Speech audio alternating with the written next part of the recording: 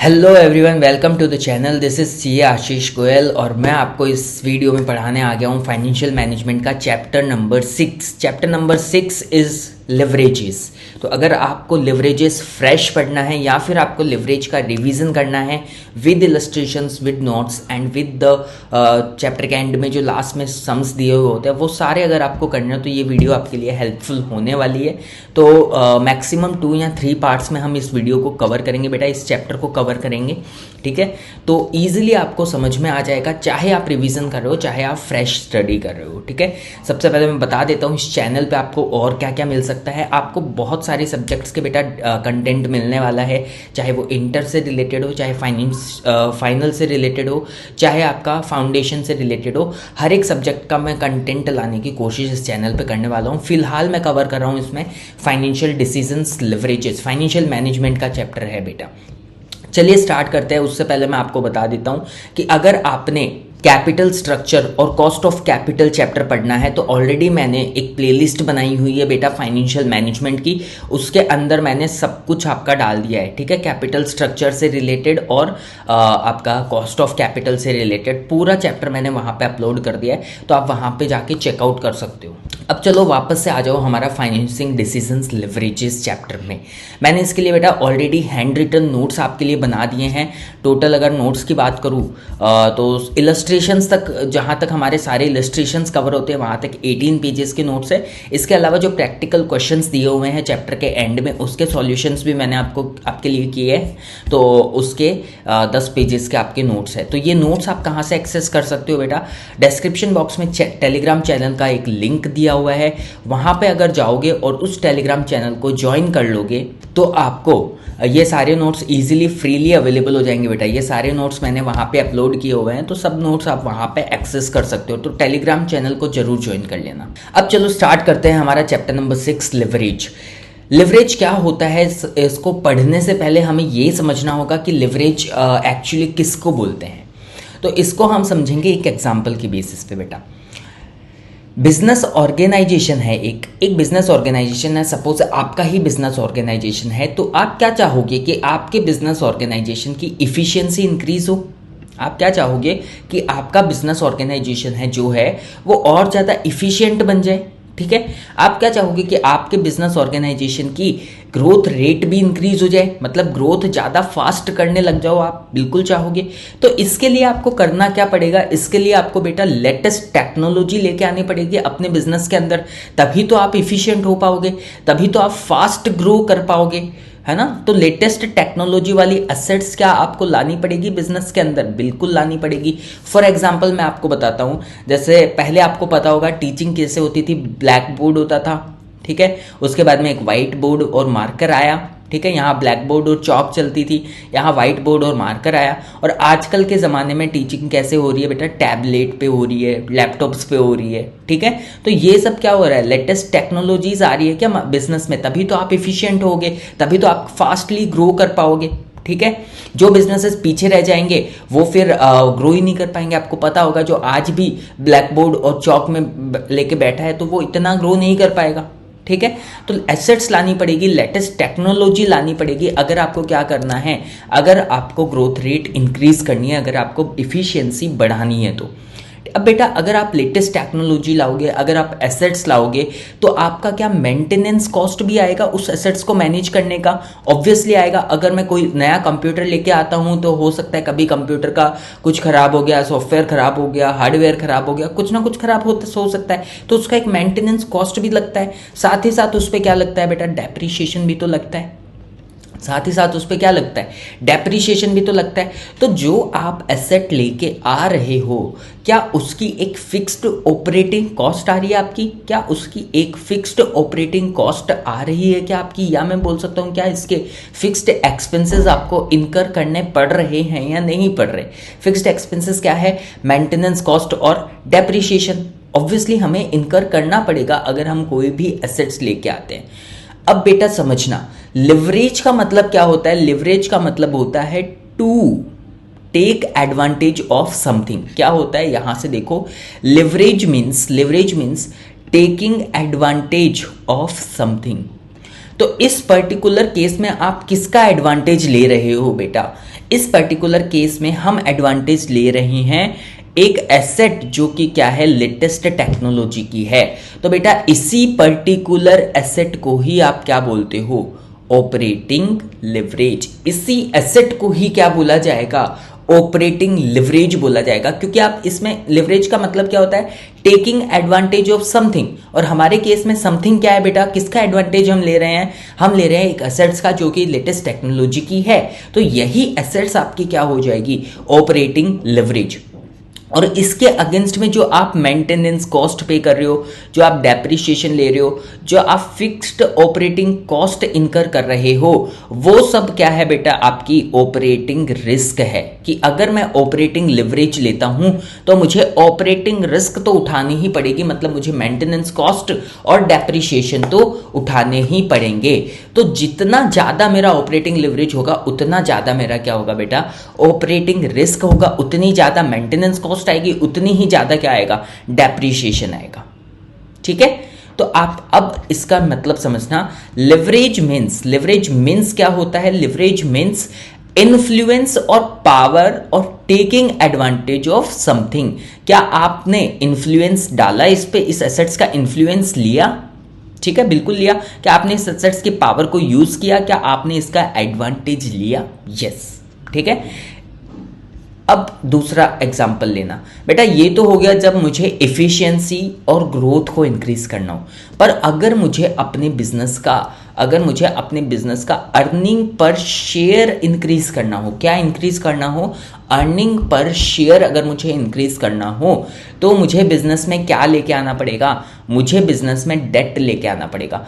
क्योंकि आपको पता है अगर मैं डेट लेके आऊंगा तो मेरे बिजनेस में इंटरेस्ट आएगा, इंटरेस्ट का एक्सपेंस लगेगा, जिसको मैं क्या बोल सकता हूँ, फिक्स्ड कॉस्ट बोल सकता हूँ। और आपको पता है अगर बिजनेस में इंटरेस्ट लगता है तो आपको इंटरेस्ट पे क्या मिलता है बेटा, टैक्स शील्ड मिलती है। क्या मिलती है, टैक्स शील्ड मिलती है। टैक्स शील्ड को समझना, टैक्स शील्ड क्या होता है, सपोज आप 1 लाख रुपए का क्या कमा रहे हो बेटा, 1 लाख रुपए का आप EBIT कमा रहे हो। कितने रुपए का EBIT कमा रहे हो, 1 लाख का। इसमें से अगर मैं इंटरेस्ट को माइनस कर देता हूँ, इसमें से अगर मैं किसको माइनस कर देता हूँ, इंटरेस्ट को माइनस कर देता हूँ, तो आपका इंटरेस्ट सपोज है 50,000 का इंटरेस्ट लेके चल रहे हो, तो आपका अर्निंग्स बिफोर टैक्स क्या आ जाएगा, अर्निंग्स बिफोर टैक्स आ जाएगा हमारा 50,000 का।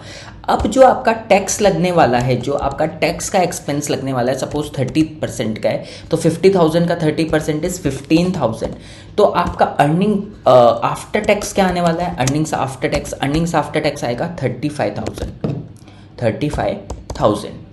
अब एक चीज पे ध्यान देना बेटा, अगर आपका इंटरेस्ट का एक्सपेंडिचर नहीं होता, सपोज आपका ये 50,000 का एक्सपेंडिचर नहीं होता, तो आपको टैक्स कितने पे करना पड़ता, 1 लाख पे करना पड़ता क्या। अगर आपका इंटरेस्ट का एक्सपेंडिचर यहाँ पे नहीं होता तो आपको टैक्स पे करना पड़ता 1 लाख पे। तो आपका टैक्स 15,000 की जगह कितना आया, 30,000 आया। ठीक है, अगर आप 1 लाख पे टैक्स पे करोगे तो आपका यही टैक्स 15,000 की जगह कितना आ जाएगा, 30,000 आ जाएगा। क्या, बिल्कुल आ जाएगा। 15,000 की जगह कितना आ जाएगा, 30,000 आ जाएगा। और अगर ये टैक्स आपका 30,000 आया तो क्या आपका अर्निंग्स आफ्टर टैक्स पे इंपैक्ट पड़ेगा। आपका जो टैक्स एक्सपेंडिचर है 15,000 से कितना हो गया, 30,000 हो गया, तो क्या अर्निंग्स आफ्टर टैक्स भी कम हो जाएगा, हो जाएगा ना।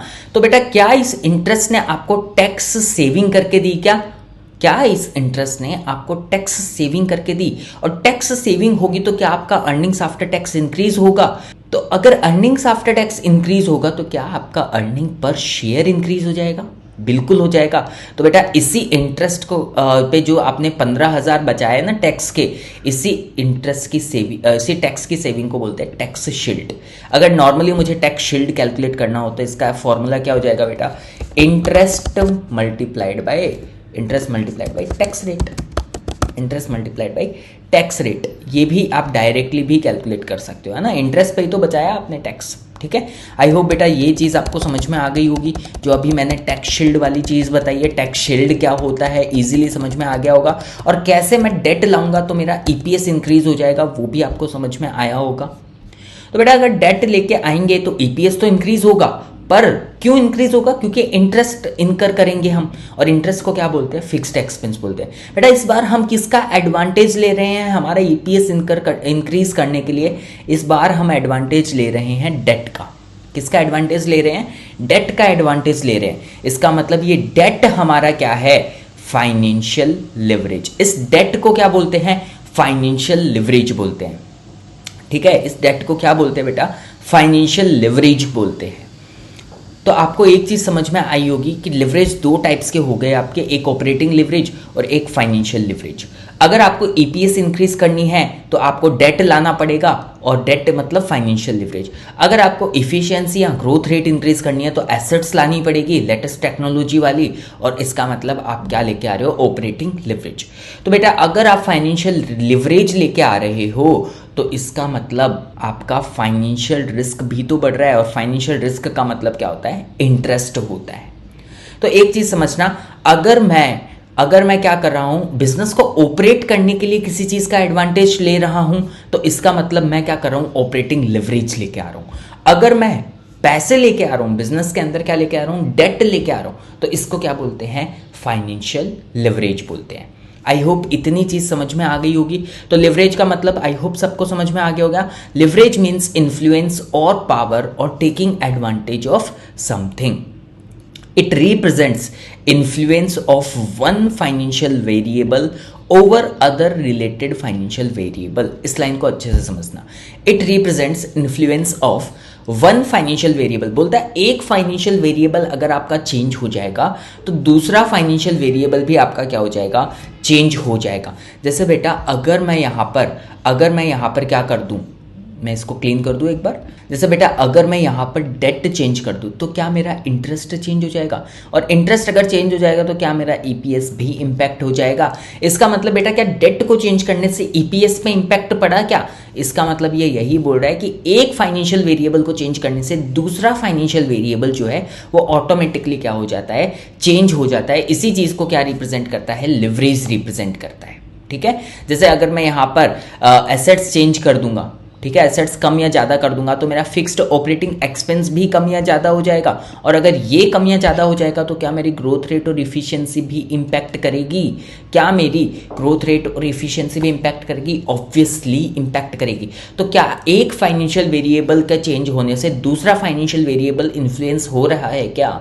ठीक है, आई होप ये लाइन समझ में आ गई होगी। It represents influence of one financial variable over other related financial variable. तो अभी तक आपने ज़्यादा कुछ नहीं समझा बेटा, आपने सिर्फ एक चीज़ समझी है कि लिवरेज किसको बोलते हैं और लिवरेज का मतलब क्या होता है। आपको इतना ज़रूर पता चला है कि ऑपरेटिंग लिवरेज होता है और फाइनेंशियल लिवरेज होता है, वो अच्छा नॉलेज है। ठीक है, उसको हम आगे यूज़ करेंगे। बट लिवरेज का सिंपल मीनिंग क्या होता है? To take advantage of something. ठीक है, अगर मैं बोलता हूँ फाइनेंशियल लिवरेज की बात कर रहा हूँ, इसका मतलब आपके मन में क्या आना चाहिए? डेट आना चाहिए। अगर मैं बोल रहा हूँ ऑपरेटिंग लिवरेज की बात कर रहा हूँ, इसका मतलब आपके मन में आना चाहिए ऐसी एसेट्स जो मेरे को फिक्स कॉस्ट देके जाएगी, है ना, मतलब लेटेस्ट टेक्नोलॉजी वाली एसेट्स, कोई एसेट्स यूज कर रहा हूँ मैं। ठीक है, अब बेटा आ जाओ दूसरी चीज में। बोलता है basic objective of the financial management क्या है। एक और चीज़ मैं बता देता हूँ आपको, ये जो नोट्स है ये एकदम एग्जॉस्टिव नोट्स हैं, आपको खैरी भी बुक से पढ़ने की ज़रूरत नहीं है, मतलब स्टडी मटेरियल आपको देखने की ज़रूरत नहीं है। ठीक है, तो आप सिर्फ और सिर्फ नोट्स रेफर करके भी आपका काम हो जाएगा। ठीक है, तो basic objective of financial management क्या बोलता है? बोलता है किसी भी फाइनेंशियल मैनेजमेंट का, किसी भी फाइनेंशियल मैनेजर का बेसिक ऑब्जेक्टिव होता है क्या? Wealth maximisation. क्या ऑब्जेक्टिव होता है कि मेरे को अपनी बिजनेस की मार्केट वैल्यू को जो है ना वो ज़्यादा से ज़्यादा क्या करनी है? बढ़ानी है। Market value of the company को क्या करना है? इंक्रीज करना है। यही एक बिजनेस का, यही एक फाइनेंशियल मैनेजमेंट का, मैनेजर का क्या होता है बेटा? ऑब्जेक्टिव होता है। तो आपको पता होगा वैल्यू ऑफ कंपनी कैसे कैलकुलेट होता है? वैल्यू ऑफ कंपनी कैलकुलेट होता है EBIT डिवाइडेड बाई KO। कैसे कैलकुलेट होता है? EBIT divided by KO। ठीक है, ये फॉर्मूला कैसा है बेटा? ये फॉर्मूला बिल्कुल वैसे ही है। सपोज आप क्या करते हो 15,000 रुपए कमाते हो और ये 15,000 रुपये कितना परसेंटेज है आपका, ये 15,000 रुपये कितना परसेंटेज पे कमाते हो आप? बोलता है कि ये 15,000 रुपये मेरे लिए 15% है, ये 15,000 रुपये मेरे लिए मेरी कैपिटल पे कितना है 15%। तो अगर मुझे टोटल कैपिटल निकालनी हो तो क्या होगा, 15,000 डिवाइडेड बाई 15%, तो कितना आएगा टोटल कैपिटल, 1 लाख। तो बेटा फॉर्मूला वही तो किया हमने। हम क्या बोल रहे हैं कि हमारे अर्निंग्स कितने हैं, अर्निंग्स मतलब EBIT, अर्निंग्स मतलब EBIT। तो मेरे अर्निंग्स को मैंने ऊपर ले लिया, और अगर अर्निंग्स ऊपर ले लिया तो ये अर्निंग्स कितना परसेंटेज रिप्रेजेंट करता है, मतलब मेरे एक्सपेक्टेशन ऑफ द इन्वेस्टर्स कितनी है। अगर मैं इसको डिवाइड कर दूंगा तो क्या मेरी वैल्यू ऑफ द कंपनी निकल के आ जाएगी। इसका मतलब वैल्यू ऑफ द कंपनी का फॉर्मूला क्या हुआ, सिंपल सा, earnings divided by expectation of the investors.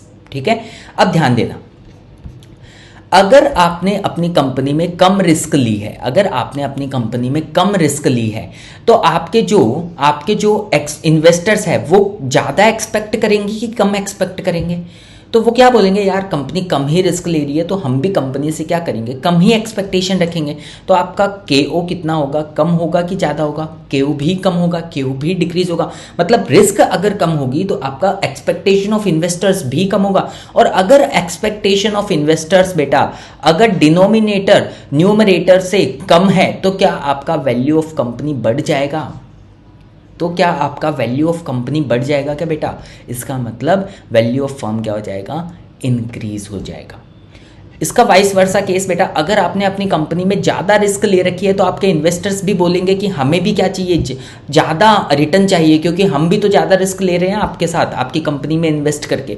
तो उनकी KO भी क्या बढ़ जाएगी क्या। और अगर KO बढ़ जाएगा तो बेटा क्या आपकी वैल्यू ऑफ कंपनी ऑटोमेटिकली कम हो जाएगी क्या, वैल्यू ऑफ फर्म जो है वो ऑटोमेटिकली कम हो जाएगी क्या। तो ये रिलेशनशिप समझ में आ गया होगा सबको, ठीक है।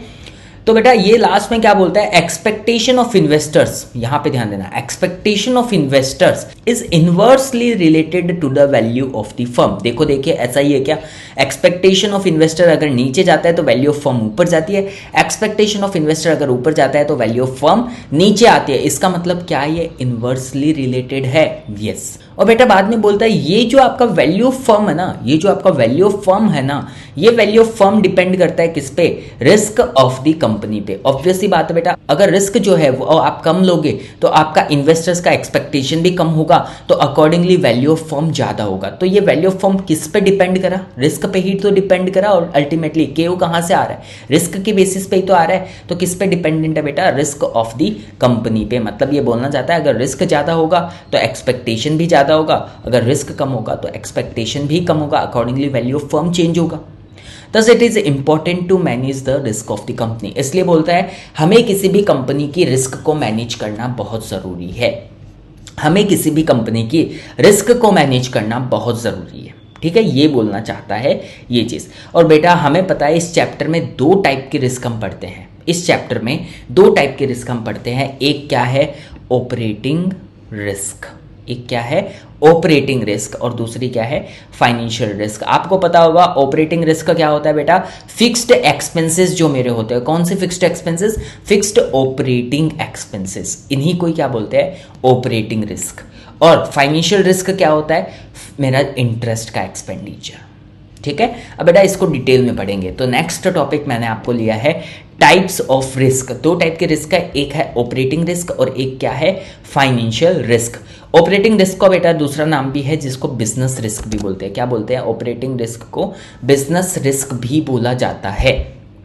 अब देखो क्या बोल रही है, रिस्क क्या है बेटा, ऑपरेटिंग रिस्क क्या है, रिस्क ये है कि कंपनी जो ये एसेट लेके आ रही है और इस पे जो मेंटेनेंस कॉस्ट, इस पे जो डेप्रिसिएशन आ रहा है, इस पे जो फिक्स्ड ऑपरेटिंग कॉस्ट आ रही है, इन फ्यूचर अगर वो कंपनी पे नहीं कर पाई, इन फ्यूचर कंपनी उतना नहीं कमा पाई जिससे वो ये कॉस्ट जो है वो पे कर सके, तो कंपनी का क्या होगा, यही तो रिस्क है। और क्या रिस्क है, जो खर्चे आप इनकर कर रहे हो अगर उनको आप पे नहीं कर पाओगे तो उसी चीज को तो रिस्क बोलते हैं, वही तो चीज आपके लिए रिस्क हुआ।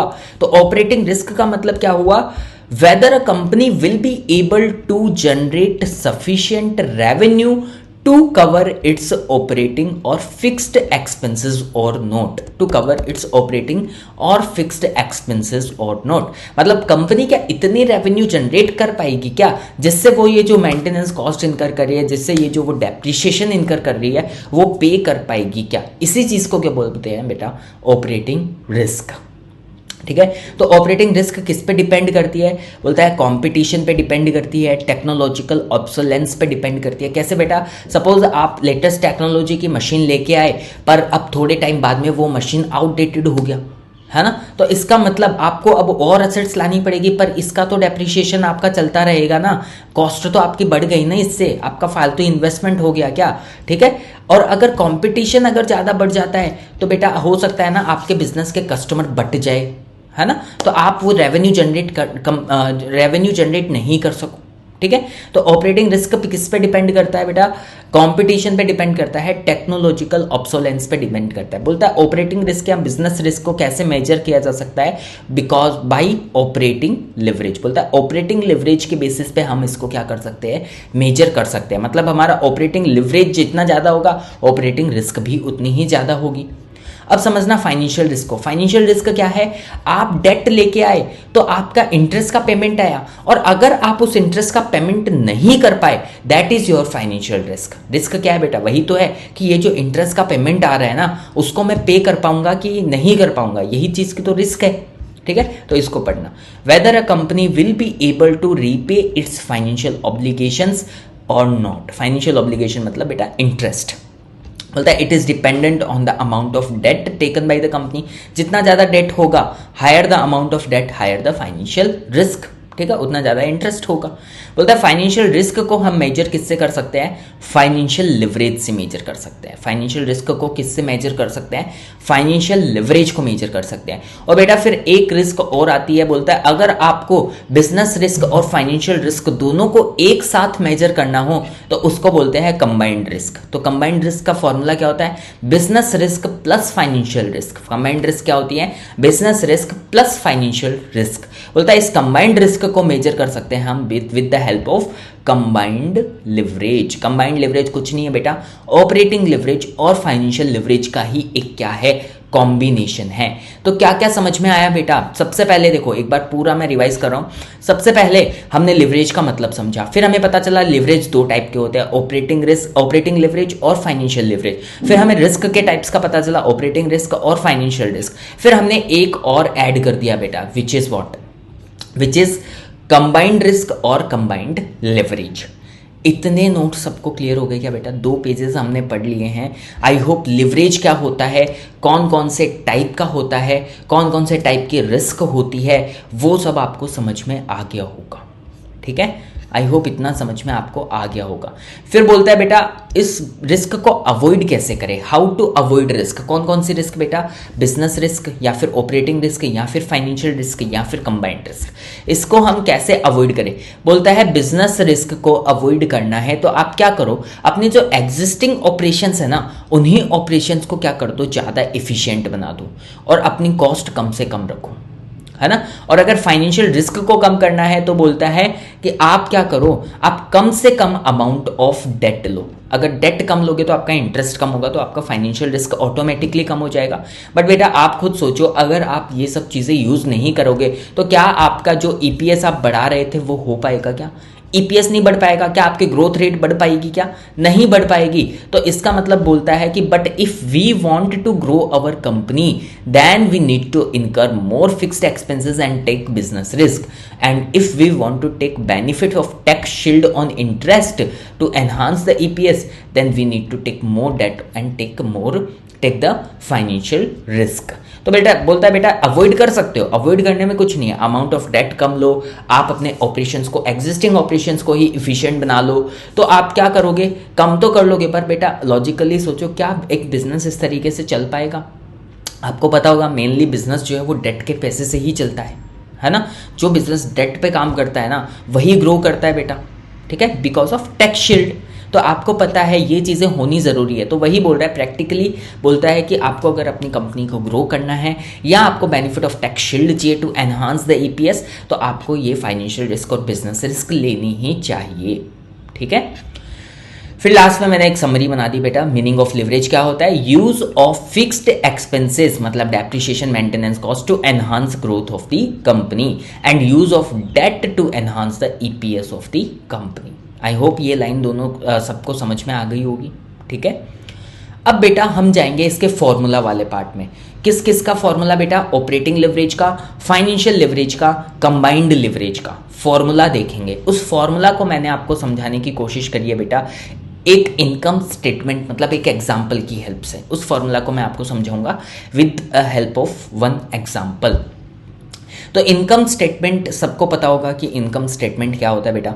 सबसे पहले हम सेल्स लिखते हैं, फिर हम वेरिएबल कॉस्ट लिखते हैं। सेल्स में से वेरिएबल कॉस्ट माइनस हो जाती है तो कंट्रीब्यूशन आ जाता है। कंट्रीब्यूशन में से फिक्स्ड कॉस्ट माइनस करेंगे तो ईबीआईटी आ जाएगा, और ईबीआईटी में से interest, earnings before interest and tax को ऑपरेटिंग प्रॉफिट भी बोलते हैं। Earnings before interest and tax में से अगर इंटरेस्ट माइनस कर दूंगा, आई माइनस कर दूंगा तो ईबीटी बचेगा, अर्निंग्स बिफोर टैक्स बचेगा। टी अगर माइनस कर दूंगा मतलब टैक्स माइनस कर दूंगा तो ईएटी बचेगा, अर्निंग्स आफ्टर टैक्स, या फिर earnings available to the equity shareholders. बेटा अगर प्रेफरेंस शेयर कैपिटल नहीं है तो अर्निंग्स आफ्टर टैक्स ही आपका earnings available to the equity shareholders हो जाएगा, क्योंकि अगर प्रेफरेंस शेयर कैपिटल होता तो ईएटी में से पहले प्रेफरेंस डिविडेंड माइनस होता, फिर जो बचता वो आपका earnings available to the equity shareholders होगा। क्योंकि आपको पता होगा जो प्रेफरेंस शेयर कैपिटल वाले हैं वो इक्विटी शेयर होल्डर्स से पहले डिविडेंड लेके जाते हैं, ठीक है। और फिर divide by number of equity share कर देता हूं तो क्या आ जाता है? ईपीएस आ जाता है। ये मैंने 1 साल का डेटा लिया बेटा, ये दूसरे साल का डेटा लिया है, ठीक है। ये फर्स्ट ईयर का डेटा और ये एक सेकंड ईयर का डेटा, और कितना परसेंटेज इनमें चेंज हुआ है वो बीच में बताया हुआ है कि 20,000 से अगर ये 24,000 हुआ तो कितना परसेंटेज चेंज हुआ? 20% चेंज हुआ। इतनी बात आई होप सबको समझ में आ गई होगी कि एग्जाम्पल क्या है। अब बेटा ये जो फॉर्मूलाज है ना इसके ऑपरेटिंग लिवरेज के, फाइनेंशियल लिवरेज के या फिर कंबाइंड लिवरेज के, आपको रटने की बिल्कुल भी ज़रूरत नहीं है। ये सारे के सारे फॉर्मूलाज आप लॉजिकली समझ पाओगे, ठीक है। लॉजिकली सारे फॉर्मूलाज आपको याद हो जाएंगे, ध्यान रखना, ठीक है। आराम से बस ये एक एग्जाम्पल अगर आप समझ लोगे ना तो इजीली आप सब कुछ कर पाओगे। तो बेटा सबसे पहले हम पढ़ रहे हैं ऑपरेटिंग लिवरेज के फॉर्मूला। क्या पढ़ रहे हैं? Operating leverage. फिर हमने फाइनेंशियल लिवरेज के लिए हुए हैं और उसके बाद में हमने किसके लिए हुए हैं? कंबाइंड लिवरेज के, ठीक है। ऑपरेटिंग लिवरेज, फाइनेंशियल लिवरेज और कंबाइंड लिवरेज। सबसे पहले मैं आपको बता रहा हूं कि ऑपरेटिंग लिवरेज जो है वो बेटा किससे निकलता है। आपको पता है ऑपरेटिंग लिवरेज का मतलब क्या होता है? Operating risk. Obviously operating leverage का मतलब क्या होता है? Operating risk. और ऑपरेटिंग रिस्क क्या होती है आपको पता है? Fixed cost. ऑपरेटिंग रिस्क क्या होती है बेटा? Fixed cost. देखा ना हमने यहाँ पे ऊपर ऑपरेटिंग रिस्क का मतलब यहाँ पे देखा था कि नहीं देखा था? Fixed expenses, fixed operating cost, और यही तो फिक्स्ड कॉस्ट हमारी फिक्स्ड ऑपरेटिंग कॉस्ट है बेटा। तो बेटा ऑपरेटिंग लिवरेज क्या हो जाएगा? फिक्स्ड ऑपरेटिंग कॉस्ट, ये ऑपरेटिंग रिस्क के ऊपर जो है और इस ऑपरेटिंग रिस्क के नीचे जो है वही आपका फॉर्मूला है। ऊपर क्या है? कंट्रीब्यूशन, नीचे क्या है? ईपीआईटी। तो आपका ऑपरेटिंग लिवरेज का फॉर्मूला क्या हो जाएगा? Contribution divided bye EPIT. ये फॉर्मूला आया क्या समझ में? क्या फॉर्मूला हो जाएगा? Contribution divided by EBIT. Contribution कितना है हमारा? 14,000 का। ईबीआईटी कितना है? 9,000 का। तो आपने निकाल दिया 14,000 डिवाइडेड बाय 9,000, 1.56 आपका क्या आ गया? Degree of operating leverage. इस DOL का मतलब क्या है बेटा? DOL का मतलब है degree of operating leverage. Degree of operating leverage, DOL का मतलब है degree of operating leverage. I hope इतनी चीज समझ में आ गई होगी सबको, ठीक है। अब बेटा फाइनेंशियल लिवरेज की बात करते हैं। इस पे मैं बाद में आऊँगा बेटा, ये जो ऊपर लिखा है ना इस पे बाद में आऊँगा। सबसे पहले ये ऑल्टरनेट फॉर्मूला मैं समझा रहा हूँ, ठीक है। ये एक फॉर्मूला तो आपको समझ में आ गया होगा, ये इसी चीज़ का दूसरा फॉर्मूला है, ठीक है। एक फॉर्मूला समझ में आया, कंट्रीब्यूशन डिवाइडेड बाय ईबीआईटी। रटने की जरूरत है क्या? बिल्कुल भी नहीं है। इनकम स्टेटमेंट तो हर किसी को आता है, और इनकम स्टेटमेंट अगर आता है तो मुझे लिवरेज के सारे फॉर्मूलाज भी आते हैं, ठीक है। क्या हो गया formula? Contribution divided by EBIT. अब आप मुझे बताओ जो आपका फाइनेंशियल लिवरेज है वो किससे रिलेटेड है बेटा? किससे इन्फ्लुएंस होता है? Financial risk. फाइनेंशियल रिस्क का मतलब क्या होता है? इंटरेस्ट। तो इंटरेस्ट के ऊपर क्या है? ईबीआईटी। इंटरेस्ट के नीचे क्या है? EBT, फॉर्मूला क्या हो जाएगा, EBIT divided by EBT, EBIT divided by EBT। ये फॉर्मूला समझ में आया क्या सबको? तो बेटा EBIT कितना था 9000, EBT कितना है, EBT है हमारा 6000, तो 9000 डिवाइडेड बाई 6000 कितना आ गया, 1.5 का क्या आ गया, फाइनेंशियल लिवरेज। याद करना पड़ा क्या बेटा, कंफ्यूजन होता है कि यहाँ पर EBT था कि यहाँ पर कंट्रीब्यूशन था कि EBIT था, क्या था, है ना। तो ये कंफ्यूजन अब आपको नहीं होगा क्योंकि आपने इनकम स्टेटमेंट से फॉर्मूला उठाए हैं और आपको पता है, आपने लॉजिक समझे हर एक चीज़ के, आपको पता है कि रिस्क क्या होती है, ऑपरेटिंग क्या होती है, फाइनेंशियल रिस्क क्या होती है। तो आप इजीली आइडेंटिफाई कर सकते हो कि इसमें से कौन सी ऑपरेटिंग रिस्क है, इसमें से कौन सी फाइनेंशियल रिस्क है। तो बस उसके ऊपर नीचे की चीज़ें हमें उठानी है। फिर तीसरा क्या आता है, कंबाइंड लिवरेज। कंबाइंड लिवरेज कुछ नहीं है बेटा, इन दोनों का क्या है, कॉम्बिनेशन है। डिग्री ऑफ ऑपरेटिंग लिवरेज का कॉम्बिनेशन और डिग्री ऑफ फाइनेंशियल लिवरेज का कॉम्बिनेशन है। तो क्या मैं बोल सकता हूं, combined leverage will be equal two degree of operating leverage multiplied by degree of financial leverage. Combined leverage का फॉर्मूला क्या हो जाएगा, degree of operating leverage multiplied by degree of financial leverage. Operating leverage कितना निकाला था, 1.56, financial leverage कितना निकाला था, 1.5। तो इसका मतलब हमारा ये हो जाएगा 1.56 multiplied by 1.5 is equals to 2.33। I hope इतना समझ में आ गया होगा। अब बेटा इसी चीज़ को अगर मैं फॉर्मूला टाइप में लिख दूँ, तो इसी चीज़ को अगर मैं फॉर्मूला वाइज लिख दूँ, जैसे यहीं से ही समझो, यहाँ पर मेरे पास कंट्रीब्यूशन डिवाइडेड बाय EBIT है, किसका formula, degree of operating leverage का, और डिग्री ऑफ फाइनेंशियल लिवरेज का फॉर्मूला क्या है, EBIT डिवाइडेड बाय EBIT।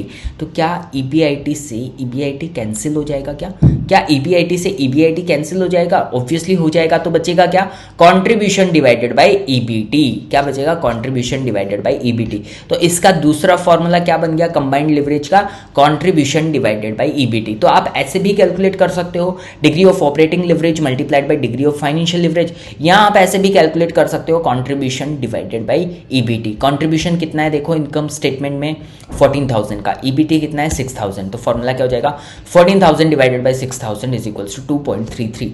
इससे भी सेम आंसर आना है बेटा, इससे भी सेम ही आंसर आना है। इतनी चीज़ें सबको समझ में आ गई। अभी तक हमने ज़्यादा कुछ नहीं पढ़ा है, हमने सिर्फ 3 फॉर्मूलाज पढ़े हैं बेटा। पहला फॉर्मूला हमने पढ़ा डिग्री ऑफ ऑपरेटिंग लिवरेज का, और डिग्री ऑफ ऑपरेटिंग लिवरेज का फॉर्मूला था कंट्रीब्यूशन डिवाइडेड बाय EBT। ये हमारा पहला फॉर्मूला था। क्या फॉर्मूला था, डिग्री ऑफ ऑपरेटिंग लिवरेज का कंट्रीब्यूशन डिवाइडेड बाय EBT। फिर दूसरा फॉर्मूला हमने पढ़ा EBIT divided by EBT which is the formula of degree of financial leverage. फिर हमने इन दोनों का कॉम्बिनेशन बनाया है, तीसरा कोई नया फॉर्मूला नहीं लेके आए हैं, हमने सिर्फ इसका कॉम्बिनेशन बनाया है, जिससे हमारे पास क्या आ गया, कंबाइंड लिवरेज आ गया।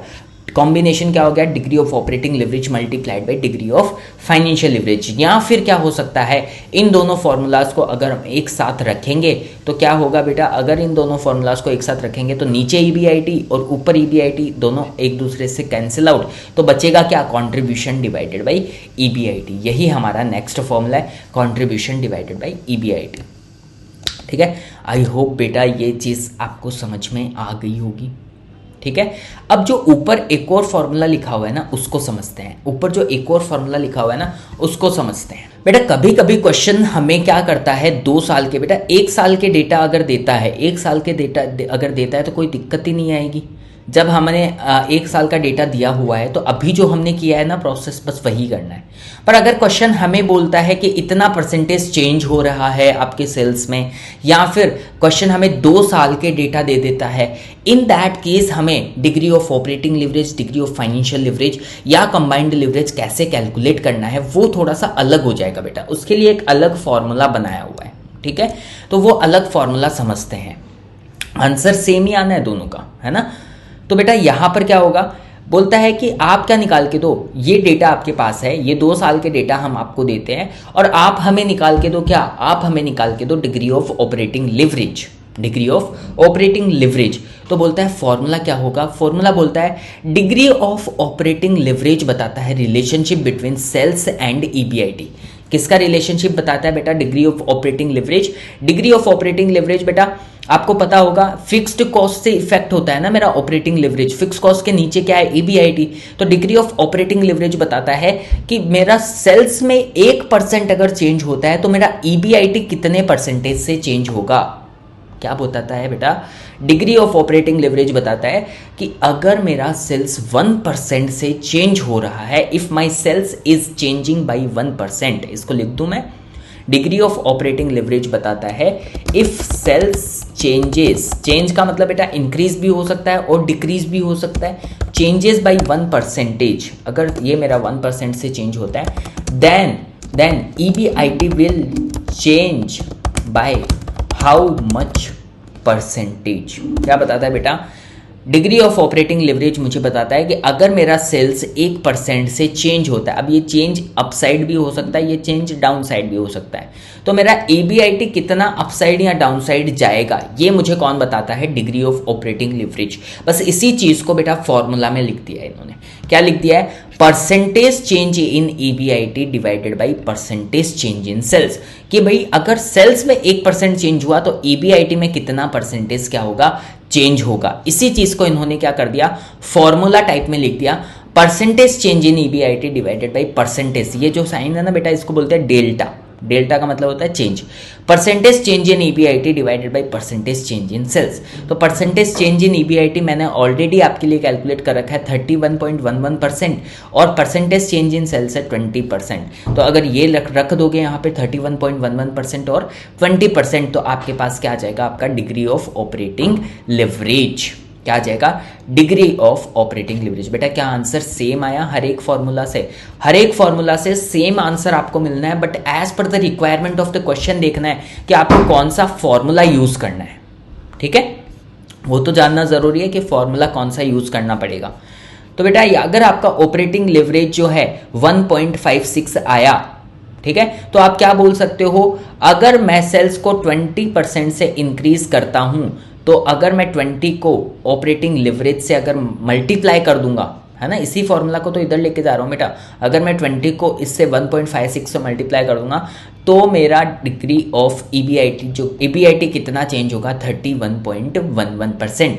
जैसे यहाँ पे अगर आपने 20% सेल्स में इंक्रीज किया तो EBIT कितने से इंक्रीज हुआ, 31.11% से। यही तो बताता है डिग्री ऑफ ऑपरेटिंग लिवरेज। ठीक है, फिर आता है degree of financial leverage. Degree of financial leverage बताता है बेटा अगर आप EBIT में 1% चेंज करते हो, डिग्री ऑफ फाइनेंशियल लिवरेज क्या बताता है, अगर आप EBIT में 1% चेंज करते हो तो आपका EPS कितने से चेंज हो जाएगा। अगर आप EBIT में 1% चेंज करते हो तो आपका EPS कितने से चेंज हो जाएगा। तो बेटा ये परसेंटेज मैंने ऑलरेडी निकाले हुए हैं। EBIT में कितना परसेंट चेंज किया हमने, 31.11%, और EPS में चेंज कितना है, 46.67%। तो हमारे पास डिग्री ऑफ फाइनेंशियल लिवरेज आ जाएगा 1.5 का। ठीक है, तो बेटा यहाँ पे यही तो है 1.5, उसी फॉर्मूला से भी तो 1.5 आया। तो बोल रहा है अगर आपका EBIT 31.11% से इंक्रीज होता है तो आपका EPS कितने से चेंज होगा, 31.11 मल्टीप्लाइड बाई 1.5, 46.67% से आपका EPS भी बढ़ जाएगा। ठीक है बेटा, तीसरा तो कुछ नहीं है, आपको पता है कॉम्बिनेशन है, तो यहाँ पे मैंने EBIT से EBIT कैंसिल कर दिया, ये ऊपर था ये नीचे था, तो ये कैंसिल हो गया, बचा क्या, percentage change in EPS divided by percentage change in sales. Percentage change in EPS divided by percentage change in sales, दोनों है आपके पास, निकाल लोगे तो आपके पास डिग्री ऑफ कंबाइंड लिवरेज भी आ जाएगा। ठीक है, तो बोलता है सेल्स में अगर 20% इंक्रीज होगा तो 20 मल्टीप्लाइड बाई 2.33 आपका EPS में कितना चेंज होगा, 46.67% का चेंज होगा। बेटा अगर मैं इन सब की एक समरी बना देता हूं, तो मैंने एक समरी बना दिया, आपको सिर्फ और सिर्फ फॉर्मूलाज में जाना है, वो मैंने थोड़ी लॉजिक समझाने के लिए आपको एग्जांपल दिया था। आई होप आपको अच्छा लगा होगा।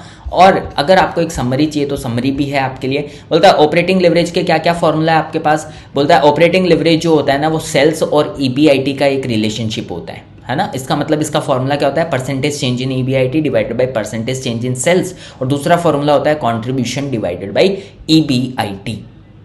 ठीक है, दूसरा बोलता है फाइनेंशियल लिवरेज। फाइनेंशियल लिवरेज का रिलेशनशिप जो होता है वो होता है ईपीआईटी और ईपीएस के बीच में होता है। तो इसका फॉर्मूला होता है percentage change in EPS divided by percentage change in EPIT, और दूसरा फॉर्मूला होता है ईपीआईटी डिवाइडेड बाई ईपीटी। और तीसरा बोलता है कंबाइंड लिवरेज। कंबाइंड लिवरेज का रिलेशनशिप बोलता है सेल्स और ईपीएस का होता है। तो इसका फॉर्मूला होता है percentage change in EPS divided by percentage change in sales, या फिर कंट्रीब्यूशन डिवाइडेड बाई ईबीटी, या फिर डीओएल मल्टीप्लाइड बाई डीएफएल, मतलब degree of operating leverage multiplied by degree of financial leverage. ये पूरी मैंने आपके लिए फॉर्मूलाज की यहाँ पे एक समरी भी बनाई हुई है, तो लास्ट में आपके लिए ये हेल्पफुल होने वाली है। अगर लॉजिक समझना हो तो आप यहाँ पे जा सकते हो, और अगर सिर्फ फॉर्मूला देखना हो तो आप यहाँ पे आ सकते हो। ठीक है, अब बेटा हम करेंगे इलस्ट्रेशन नंबर 1। क्या करेंगे? Illustration number 1। We are ready to do illustration number 1। Illustration number 1 क्या बोलता है? देखो, a company produces and sells 10,000 T shirts. The selling price per shirt is 500। तो बेटा सेल्स कितनी हो जाएगी? 500 मल्टीप्लाइड बाई 10,000, 50 लैक्स की सेल्स हो जाएगी। वेरिएबल कॉस्ट इज 200 पर शर्ट, तो 20 लैक्स की वेरिएबल कॉस्ट हो जाएगी। तो 30 लैक्स का क्या हो जाएगा? कंट्रीब्यूशन हो जाएगा। और fixed cost is amounting to 25 lakhs का। Calculate operating leverage. तो बेटा ऑपरेटिंग लिवरेज का फॉर्मूला याद है क्या आपको? अपने को 1 साल का डेटा दिया हुआ है कि 2 साल का डेटा दिया हुआ है? मेरे को तो 1 साल का ही डेटा दिया हुआ है यहाँ पे, 2 साल की तो बात ही नहीं करी। इसका मतलब फॉर्मूला कौन सा यूज करने वाला हूँ मैं फॉर्मूला यूज करने वाला हूँ नॉर्मल वाला, और नॉर्मल वाला फॉर्मूला है मेरा कॉन्ट्रीब्यूशन डिवाइडेड बाय, क्या फॉर्मूला है बेटा? Contribution divided by EBT. ये वाला फॉर्मूला यूज ईबीआईटी, अगर मैं ये वाला फॉर्मूला यूज कर दूंगा तो क्या मेरा आंसर आ जाएगा? क्या बिल्कुल आ जाएगा। तो यहाँ पे देखो, सबसे पहले हम क्या निकालेंगे? ईबीआईटी निकालेंगे। ईबीआईटी निकालने के लिए हमें इनकम स्टेटमेंट बनाना पड़ेगा, और इनकम स्टेटमेंट में सेल्स कितनी आ जाएगी? 50 लैक्स की। इनकम स्टेटमेंट में वेरिएबल कॉस्ट कितनी आ जाएगी? 20 लैक्स की। तो कॉन्ट्रीब्यूशन कितना आ जाएगा? 30 लैक्स का। और अगर कंट्रीब्यूशन में से फिक्स्ड कॉस्ट माइनस कर देते हैं तो क्या आ जाता है? ईबीआईटी 5 लैक्स का। कंट्रीब्यूशन कितना आया? 30 लैक्स का। ईबीआईटी कितना आया? 5 लैक्स का। तो 30 lakhs divided by 5 lakhs, 6 times क्या आ जाएगा आपका? Operating leverage. इतना आई होप कैलकुलेट कर लोगे बेटा। ये इजी सा कैलकुलेशन था, इसलिए मैंने यहाँ पे नहीं करके दिया आपको, ठीक है, क्योंकि इनकम स्टेटमेंट नॉर्मल है, कोई भी बना सकता है, ठीक है। तो यहाँ पे अच्छे से बनाया हुआ था, इसलिए मैंने नहीं करके दिया, ठीक है। आप यहाँ से भी रेफर कर सकते हो। दूसरा क्वेश्चन देखो क्या पूछता है, बोलता है if sales are up by 10%, बोलता है if sales are up by 10% then compute the impact on EBIT. तो बेटा ये क्या दूसरे फॉर्मूला वाली बात कर रहा है क्या? मैंने आपको जब ये दूसरा फॉर्मूला समझाया था तो क्या लिखा था क्या कि अपने को डिग्री ऑफ ऑपरेटिंग लिवरेज क्या बताता है, अगर सेल्स 1% से चेंज होता है तो ईबीआईटी कितने % से चेंज होगा। तो ये भी तो यही पूछ रहा है बेटा, सेल्स और ईबीआईटी का रिलेशनशिप कौन बताता है? सेल्स और ईबीआईटी का रिलेशनशिप बताता है ऑपरेटिंग लिवरेज, जो कि हमने ऑलरेडी कैलकुलेट कर लिया है। क्या हमने ऑलरेडी कैलकुलेट कर लिया है? तो बोलता है अगर आपने सेल्स 10% से अप करी है तो आपका ईबीआईटी कितने से चेंज होगा। बेटा वो दूसरा वाला फॉर्मूला रख देंगे तो आ जाएगा ना हमारे पास। तो हम क्या करेंगे, दूसरा फॉर्मूला रख देते हैं यहाँ पे। इसका सॉल्यूशन मैंने आपको करके दिया है। तो बेटा डिग्री ऑफ ऑपरेटिंग लिवरेज का फॉर्मूला है percentage of change in EBIT divided by percentage change in sales. DOL तो हमने ऑलरेडी 6 निकाल ही लिया था बेटा, यहाँ पे डिग्री ऑफ ऑपरेटिंग लिवरेज तो 6 निकाल ही दिया था। और बोलता है सेल्स में कितना % चेंज हो रहा है, 10%। तो सेल्स की जगह कितना रख दिया, 10%। अब इसको 10 को 6 से मल्टीप्लाई कर दोगे तो क्या आ जाएगा, बोलता है अगर हमारी सेल्स में 10% से चेंज होता है तो हमारा ईबीआईटी कितने % से चेंज हो जाएगा। बोलता है 60% से क्या हो जाएगा, चेंज हो जाएगा। सेल्स ऊपर जा रहा है कि नीचे जा रहा है, सेल्स बोल रहा है अप जा रहा है, इसका मतलब ईबीआईटी भी क्या जाएगा, अप जाएगा। तो आप क्या बोलोगे, if sales are up by 10% then the EBIT will be up by 60%, ठीक है। तो ईबीआईटी अभी कितना है हमारा, 5 लैक्स, इसका 60% इंक्रीज कर दो बेटा। तो 5 लैक्स का 60% कितना होता है, 5 लैक्स का 60% होता है 3 लैक्स, ठीक है। तो आपका नया ईबीआईटी कितना हो जाएगा, 5 लैक्स प्लस 3 लैक्स इज 8 लैक्स का आपका नया ईबीआईटी हो जाएगा। ये था बेटा illustration number 1। I hope easy सा था और सबको समझ में आ गया था बेटा। कुछ नहीं था, ऑपरेटिंग लिवरेज का इलस्ट्रेशन था, इनकम स्टेटमेंट बनाना था और फॉर्मूलाज पुट करने थे बस। ठीक है, ये थोड़ा सा अच्छा था क्योंकि यहाँ पर आपको समझना पड़ेगा कि ईबीआईटी और सेल्स का रिलेशनशिप ऑपरेटिंग लिवरेज बताता है कि फाइनेंशियल लिवरेज बताता है कि कंबाइंड लिवरेज बताता है ना। तो हमें क्या पता चला कि ईबीआईटी और सेल्स का रिलेशनशिप बताता है ऑपरेटिंग लिवरेज। मैंने आपको लिख के भी दिया है यहाँ पे, देखो, relationship between sales and EBIT. ठीक है, ये था आपका इलस्ट्रेशन नंबर 1। अब चलो करते हैं इलस्ट्रेशन नंबर 2। इलस्ट्रेशन नंबर 2 क्या बोलता है, देखो, calculate the operating leverage for each of the 4 firms A, B, C and D from the following price and cost data. Operating leverage निकाल के देना है चारों फर्म का। ठीक है, निकाल के देते हैं। ऑपरेटिंग लिवरेज बेटा चारों फर्म के एक ही साल के डेटा दिए हुए हैं क्या? इसका मतलब हम नॉर्मल वाला फॉर्मूला यूज कर सकते हैं। कौन सा नॉर्मल वाला?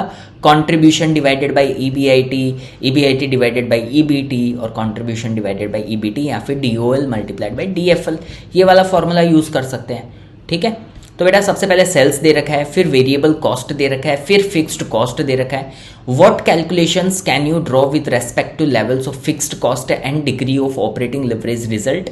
Explain. Assume number of units बोलता है 5000, नंबर ऑफ यूनिट्स लेनी है 5000। तो बेटा 5000 को इन सारे सेल प्राइस से मल्टीप्लाई कर दो, सेल्स आ जाएगी। वेरिएबल कॉस्ट से मल्टीप्लाई कर दो 5000 को, तो आपकी वेरिएबल कॉस्ट आ जाएगी।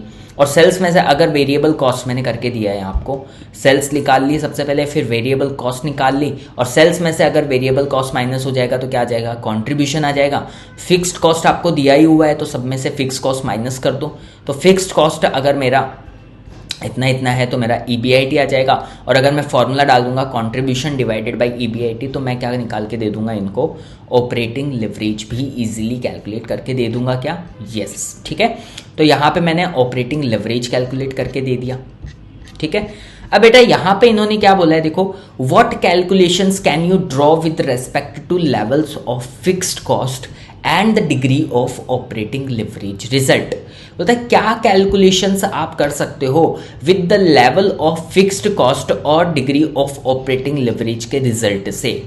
ठीक है, तो इस पे आपको कमेंट भी करना है। तो इसको कैसे एक्सप्लेन करोगे आप? इसको सिंपल सा बेटा आपको यही करना है कि अगर आपको यहाँ पे क्या दिख रहा है कि ऑपरेटिंग लिवरेज इसमें 7 है, इसमें 2 है, इसमें 3 है, इसमें 1 है, तो आपने क्या बोल देना है? सबसे हाईएस्ट आ रहा है फर्म ए का, सबसे लोवेस्ट आ रहा है फर्म डी का। और फर्म डी का तो लोवेस्ट नहीं बेटा, फर्म डी का तो ऑपरेटिंग लिवरेज है ही नहीं। क्यों नहीं है? क्योंकि यहाँ पर कोई ऑपरेटिंग रिस्क ही नहीं है। फिक्स कॉस्ट ही तो आपकी ऑपरेटिंग रिस्क होती है बेटा। ऑपरेटिंग रिस्क ही नहीं होगा तो ऑपरेटिंग लिवरेज भी नहीं होगा, और जब ऑपरेटिंग लिवरेज नहीं होता है तो ऑपरेटिंग लिवरेज 0 नहीं होता बेटा, कितना होता है? 1 होता है, ये ध्यान रखना। ठीक है, तो बोल देना फर्म डी के केस में कोई ऑपरेटिंग लिवरेज नहीं है क्योंकि वहां पर फिक्स्ड कॉस्ट ही नहीं है। और बाकी ए, बी और सी में हाईएस्ट किसका है? फर्म ए का है। तो आपने क्या बोल देना है कि अगर फर्म ए का सेल्स अगर 1% से चेंज होगा तो आपका ईबीआईटी भी कितने परसेंट से चेंज हो जाएगा? EBIT will be changed by 7%, है ना। जैसे अगर यहाँ पे मेरा सेल्स जो है फर्म, जैसे यहाँ पे सेल्स अगर 10% से चेंज हुआ था तो 60% से चेंज हो गया था ना, बस उसी तरीके से आपको यहाँ पे बता देना है। ठीक है, तो यहाँ पे आपका इलस्ट्रेशन नंबर 2 भी, ये पढ़ लेना बेटा, इलस्ट्रेशन नंबर 2 भी आपका एंड हो जाता है।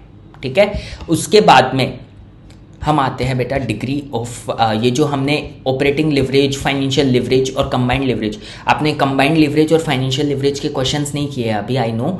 इलस्ट्रेशन 1 और 2 में वो कवर नहीं हुआ है बेटा, आगे कवर हो जाएगा, डोंट वरी। ठीक है, आगे कवर हो जाएगा। उससे पहले एक दो छोटी छोटी चीज़ें और है बेटा, डिटेल में पढ़ना है हमें किसको? ऑपरेटिंग लिवरेज को, फाइनेंशियल लिवरेज को और कंबाइंड लिवरेज को। आई होप ये 2 इलस्ट्रेशन तो सबको समझ में आ गए होंगे बेटा। इसी तरीके से फाइनेंशियल लिवरेज के इलस्ट्रेशन होते हैं, इसी तरीके से कंबाइंड के होते हैं। मैं करवाऊंगा, आप टेंशन मत लो, मैं सारे के सारे करवाऊंगा। ठीक है, अब हमें क्या पढ़ना है? अब हमें पढ़ना है ऑपरेटिंग लिवरेज को और डिटेल में जाके पढ़ना है। और ज्यादा डिटेल का मतलब बेटा, अभी हमने सिर्फ फॉर्मूला वाला पार्ट देखा है ना, और थोड़ा बहुत हमें ऑपरेटिंग लिवरेज के बारे में पता चला है, बट थोड़ा सा रिलेशनशिप विद एग्जांपल एस्टेब्लिश करेंगे इसका। ठीक है, चलो देखते हैं। तो यहाँ पे मैंने आपके लिए लिखा है detailed analysis of operating leverage. Detailed analysis of operating leverage बोलता है operating leverage means the tendency of operating profit. Operating profit क्या होता है बेटा? ईबीआईटी, है ना। ये लाइन को ध्यान से पढ़ना। Operating leverage means the tendency of operating profit मतलब ईबीआईटी टू चेंज डिसप्रपोर्शनेटली। बेटा प्रपोर्शनेटली बोला है कि डिसप्रपोर्शनेटली बोला है? बोला disproportionately when there is a change in sales. बेटा हमें ये तो पता है कि सेल्स के चेंज होने से ईबीआईटी में चेंज होता है, बट बोलता है कि ये जो चेंज होता है ना वो होता है डिसप्रपोर्शनेटली। तो बेटा जैसे हमने यहाँ पे एग्जाम्पल लिया था एक, उस एग्जाम्पल में देख लो, सेल्स में अगर हम 20% चेंज कर रहे हैं तो क्या ईबीआईटी में 20% चेंज हो रहा है? क्या नहीं हो रहा है ना। कितना चेंज हो रहा है? 31%। इसका मतलब क्या ये प्रपोर्शनेटली हो रहा है कि डिसप्रपोर्शनेटली हो रहा है? बोल रहा है कि डिसप्रपोर्शनेटली ही हो रहा है, क्योंकि 20% चेंज होता तो प्रपोर्शनेटली बोलते हैं ना। तो कितना चेंज हुआ? 31%। तो ये क्या हुआ बेटा? डिसप्रपोर्शनेटली। अब वापस से पढ़ना है ये line. Operating leverage means the tendency of operating profit EBIT to change disproportionately when there is a change in sales. This happens due to fixed cost। बोलता है ये सब किसकी वजह से हो रहा है? फिक्स्ड कॉस्ट की वजह से हो रहा है। देख लो बेटा, जब तक फिक्स्ड कॉस्ट आपकी इनकम स्टेटमेंट में नहीं आई थी तब तक सब कितने से चेंज हो रहे थे? 20% से चेंज हो रहे थे। पर जैसे ही फिक्स्ड कॉस्ट आई, जैसे ही यहाँ पर आपने फिक्स कॉस्ट लिखा, अब ये कितना परसेंटेज हो गया? 31%। तो क्या ये लाइन परफेक्ट है एकदम कि operating leverage means the tendency of operating profit EBIT to change disproportionately when there is change in sales, this happens due to fixed cost. पहली लाइन सबको समझ में आ गई? दूसरा बोलता है operating leverage in other words means use of an asset involving fixed cost. बेटा ध्यान देना, एसेट मतलब लेटेस्ट टेक्नोलॉजी वाली एसेट जो क्या इन्वॉल्व करती है? फिक्स्ड कॉस्ट मतलब depreciation, maintenance cost, so that company can grow करने के लिए, इफिशिएंट बनने के लिए ही तो हम लेके आए थे ये सब, and can earn sufficient revenue to cover operating expenses. इसी चीज को क्या बोलते हैं? Operating leverage. The use of assets for which a company incurs fixed cost is called operating leverage. Simple क्या हो गया? ऐसी एसेट को यूज करना जिसके लिए कंपनी फिक्स्ड कॉस्ट इनकर कर रही है, उसी को क्या बोलते हैं? ऑपरेटिंग लेवरेज बोलते हैं। फिर बोलता है ओएल मतलब बेटा operating leverage. OL is affected by operating leverage is affected by 3 factors। बोलता है 3 चीजों से आपका ऑपरेटिंग लेवरेज जो है ना वो इफेक्ट होता है। बोलता है एक तो अमाउंट ऑफ फिक्स्ड कॉस्ट से, बोलता है अगर आपका फिक्स्ड कॉस्ट चेंज हो जाएगा तो आपका ऑपरेटिंग लेवरेज भी चेंज हो जाएगा। कैसे बेटा? ध्यान देना, आपका ऑपरेटिंग लेवरेज का फॉर्मूला क्या होता है? ध्यान दो, contribution divided by EBIT formula होता है क्या आपका? Contribution divided by EBIT formula होता है। तो अगर आपका फिक्स कॉस्ट चेंज हो जाएगा तो आपको पता होगा ईबीआईटी का फॉर्मूला क्या होता है? ईबीआईटी का फॉर्मूला होता है कंट्रीब्यूशन माइनस फिक्स्ड कॉस्ट। तो अगर फिक्स कॉस्ट चेंज हो जाएगा तो क्या आपका ईबीआईटी चेंज हो जाएगा? अगर फिक्स कॉस्ट चेंज हो जाएगा तो क्या आपका ईबीआईटी चेंज हो जाएगा? यस, चेंज हो जाएगा, क्योंकि ईबीआईटी का फॉर्मूला है कंट्रीब्यूशन माइनस फिक्स कॉस्ट। तो बेटा अगर ईबीआईटी चेंज हो जाएगा तो क्या ऑपरेटिंग लिवरेज भी चेंज हो जाएगा? तो क्या amount of fix cost operating leverage को अफेक्ट कर रही है? यस। बोलता है वेरिएबल कंट्रीब्यूशन मार्जिन। बोलता है अगर मेरा कंट्रीब्यूशन मार्जिन चेंज हो जाएगा तो मेरा कंट्रीब्यूशन चेंज हो जाएगा, और कंट्रीब्यूशन चेंज हो जाएगा तो ऑटोमेटिकली मेरा ऑपरेटिंग लिवरेज भी चेंज हो जाएगा। बोलता है वॉल्यूम ऑफ सेल, पहले अगर मैं 5000 की सेल कर रहा था, अब मैं 10,000 यूनिट की सेल करता हूं, तो क्या मेरा सेल्स, कंट्रीब्यूशन, ईबीआईटी सब चेंज हो जाएगा क्या? तो क्या बेटा उससे मेरा ऑपरेटिंग लिवरेज पे भी इफेक्ट पड़ेगा क्या? यस। तो बोलता है operating leverage is affected by 3 factors, amount of fix cost, variable contribution margin और volume of sales. I hope इतना पार्ट सबको समझ में आ गया होगा। अब नेक्स्ट मैंने आपके लिए अलग अलग केसेस लिए बेटा, है ना। नेक्स्ट को समझना, मैंने 5 केसेस आपके लिए हैं। मैं आपको फिक्स कॉस्ट का इम्पैक्ट बताना चाहता हूं ऑपरेटिंग लेवरेज के अंदर। और ज़्यादा डिटेल में जा रहे बेटा, डिटेल्ड एनालिसिस।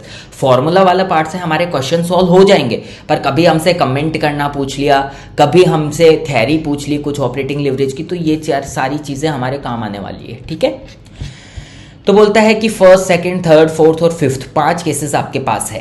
पहले केस में हर केस में मैंने कंट्रीब्यूशन सेम ही रखा है बेटा, 10,000, 10,000, 10,000, 10,000 और 10,000।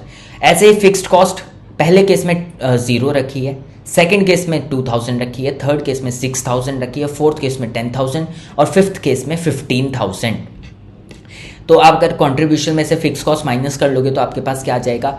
ईबीआईटी आ जाएगा 10,000, 8,000, 4,000, 0 और -5,000।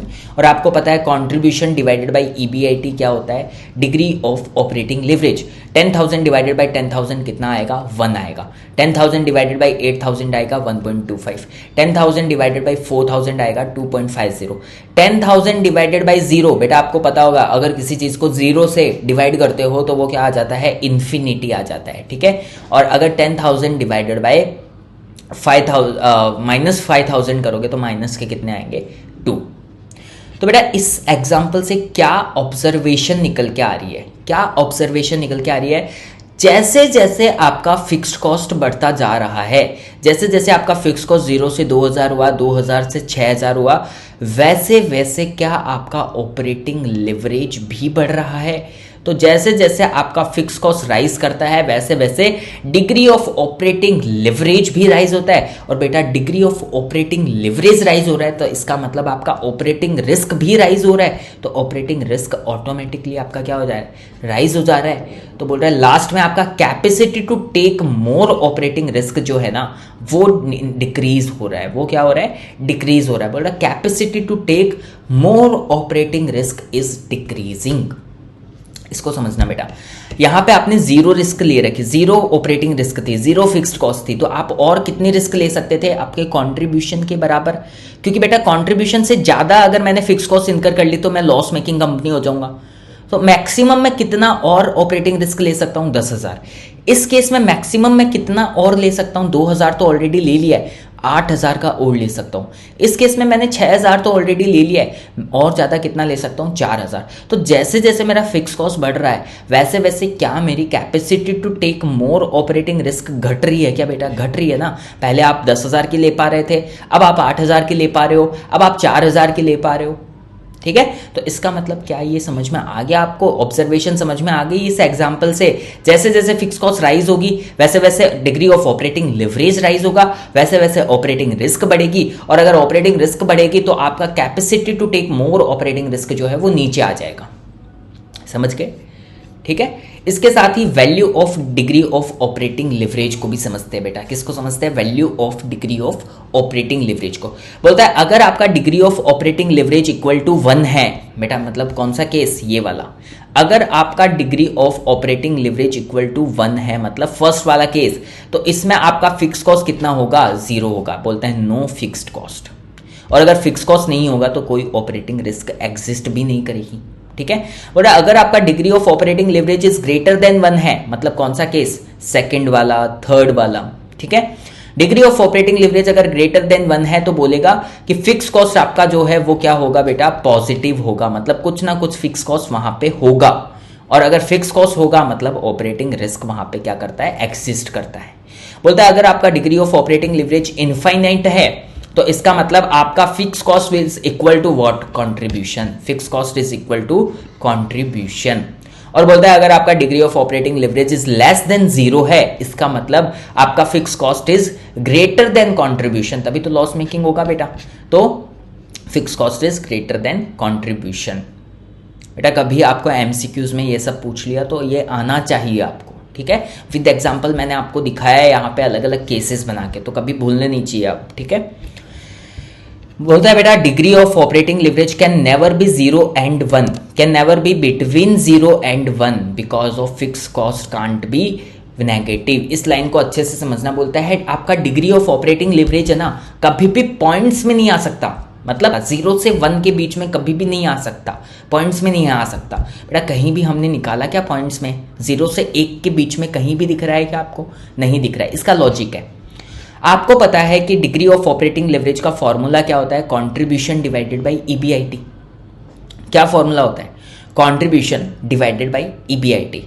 अब आपको पता है मेरा ये वाला फिगर पॉइंट्स में कब आएगा, जब मेरा डिनोमिनेटर जो है वो न्यूमरेटर से बड़ा होगा। जब मेरा डिनोमिनेटर न्यूमरेटर से डिनोमिनेटर जो है वो बड़ा होगा तभी तो मेरा ये DOL जो है वो पॉइंट्स में आएगा। जैसे अगर मैं बोलूं कि मैं 2 डिवाइडेड बाय 5 लिखूंगा तभी मेरा क्या आएगा, तभी मेरा जो है ये पॉइंट्स में आएगा, तभी तो आएगा बेटा। तो नीचे वाला कभी कंट्रीब्यूशन से बड़ा हो सकता है क्या, कभी EBIT जो है वो कंट्रीब्यूशन से बड़ा हो सकता है क्या, नहीं हो सकता ना।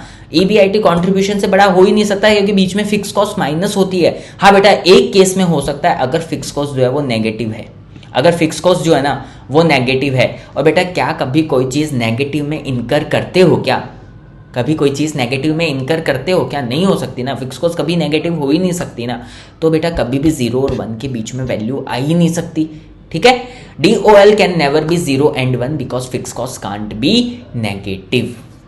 I hope detailed analysis of operating leverage सबको समझ में आ गया होगा। अब हम चलते हैं detailed analysis of financial leverage में। बेटा ये ब्रेक इवन मैं नेक्स्ट पार्ट में कवर करूंगा, ऑपरेटिंग BEP भी नेक्स्ट पार्ट में कवर करूंगा, मार्जिन ऑफ सेफ्टी भी नेक्स्ट पार्ट में कवर करूंगा। और अब हम आ जाते हैं किसमें, डिटेल्ड फाइनेंशियल लिवरेज के एनालिसिस में। तो क्या बोल रहा है सबसे पहले, use of fixed cost funds example debt in capital structure. Debt use करोगे इन order to enhance the EPS। क्यों यूज कर रहे हो डेट, EPS बढ़ाने के लिए। पहली बारी में ही बता दिया था मैंने आपको ये चीज। Is called as financial leverage. बोलता है financial leverage is the measurement of financial risk. Debt जितना ज्यादा होगा आपका इंटरेस्ट ऑब्लिगेशन उतना ज्यादा इंक्रीज होगा, और अगर इंटरेस्ट ऑब्लिगेशन इंक्रीज हो रहा है इसका मतलब आपका फाइनेंशियल रिस्क इंक्रीज हो रहा है, और अगर फाइनेंशियल रिस्क इंक्रीज हो रहा है इसका मतलब आपका फाइनेंशियल लिवरेज भी बढ़ रहा है। आई होप ये सबको समझ में आ रहा होगा, नॉर्मल सी चीज है। बोलता है डेट अगर कम लोगे तो इंटरेस्ट ऑब्लिगेशन भी कम आएगा, और इंटरेस्ट ऑब्लिगेशन कम होगा तो फाइनेंशियल रिस्क भी कम होगा, और फाइनेंशियल रिस्क भी कम होगा तो आपका डिग्री ऑफ फाइनेंशियल लिवरेज भी कम आएगा। ठीक है, फिर बोलता है DFL shows the tendency of EPS to change disproportionately to a change in EBIT। अब बेटा एक चीज पे ध्यान रखना, बोल रहा है EPS जो है वो चेंज होगा डिसप्रपोर्शनेटली अगर हम EBIT में चेंज करेंगे। तो आपको मैंने यहाँ पे बताया था क्या कि आपका जो फाइनेंशियल लिवरेज है वो किन दोनों का रिलेशनशिप है, वो है सिर्फ दो चीजों का रिलेशनशिप। बेटा किन दो चीजों का रिलेशनशिप था डिग्री ऑफ फाइनेंशियल लिवरेज, ये देखो EBIT और EPS में। बोल रहा है अगर आपका EBIT चेंज होगा तो EPS जो है ना वो डिसप्रपोर्शनेटली चेंज होगा। देखो देखे EBIT में अगर 31% चेंज हुआ तो EPS क्या 31% से चेंज हुआ क्या? नहीं, EPS कितना परसेंटेज से चेंज हुआ? 46.67%। मतलब क्या डिसप्रपोर्शनेटली चेंज हुआ क्या? यस, डिसप्रपोर्शनेटली चेंज हुआ या नहीं हुआ? यस हुआ। आई होप ये लाइन सबको समझ में आ गई होगी। क्या लाइन है बेटा? बोलता है DFL shows the tendency of EPS to change disproportionately to a change in EBIT। बोलता है this happens because of interest। बोलता है ये जो हो रहा है ना वो किसकी वजह से हो रहा है? इंटरेस्ट की वजह से। देख लो बेटा, जब तक इंटरेस्ट नहीं था तब तक परसेंटेज ऑफ चेंज कितना था? देखो जब इंटरेस्ट नहीं था तो परसेंटेज ऑफ चेंज 31% था। जैसे ही इंटरेस्ट आपने यहाँ पे डाल दिया तो परसेंटेज ऑफ चेंज होने लग गया। क्या यहाँ पे चेंज होने लग गया ना? तो इसका मतलब अगर इंटरेस्ट आ जाएगा तो मेरा परसेंटेज भी क्या हो जाएगा? चेंज हो जाएगा। तो ये सब किसकी वजह से हो रहा है बेटा? इंटरेस्ट की वजह से हो रहा है। ठीक है, वैसा ही बेटा मैंने एक और केस एग्जांपल लिया है, इसमें भी 5 केसेस लिए हैं। इसमें पहले EBIT लिया है, फिर इंटरेस्ट लिया है, और EBIT में से इंटरेस्ट माइनस कर दोगे तो क्या आ जाएगा आपके पास? EBT आ जाएगा। और आपको पता है DFL का formula, degree of financial leverage का फॉर्मूला क्या होता है? EBIT divided by EBT। अगर कर दोगे तो ये निकाल लोगे सब। ठीक है, निकाल लोगे इजीली। ऑब्जर्वेशन क्या आ रही है बेटा? बोल रहा है अगर फाइनेंशियल रिस्क राइज हो रही है, मतलब इंटरेस्ट अगर राइज हो रहा है तो आपका DFL भी राइज हो रहा है। देख लो, देखें इंटरेस्ट अगर राइज हो रहा है तो DFL भी राइज हो रहा है। इसका मतलब कैपेसिटी और ability to take more debt जो है वो कम हो रहा है। क्यों बेटा? जैसे जैसे आपका इंटरेस्ट राइज हो रहा है वैसे वैसे आपका कैपेसिटी कम हो रहा है इंटरेस्ट और लेने का। क्यों? क्योंकि आप EBIT से ज़्यादा नहीं ले सकते। तो यहाँ पर बैलेंस कितना बचा? 8000। यहाँ पर बैलेंस कितना बचा? 6000। तो कम हो रहा है क्या? 8000 से 6000 हो गया। ठीक है, तो capacity to take more debt जो है वो आपका कम हो रहा है। बोल रहा है वैल्यू ऑफ DFL अगर इक्वल टू 1 है, मतलब बेटा ये वाला केस, अगर value of DFL equal to 1 है इसका मतलब इंटरेस्ट जो है वो कितना है?